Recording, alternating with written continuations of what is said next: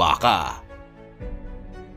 At hindi sila nanganalo ni nasumpungan pa man ang kanilang dako sa langit. At inihagis ang malaking dragon, ang matandang ahas, ang tinatawag na Diablo at Satanas, ang dumadaya sa buong sanglibutan. Siya'y inihagis sa lupa at ang kanyang mga anghel ay inihagis na kasama niya.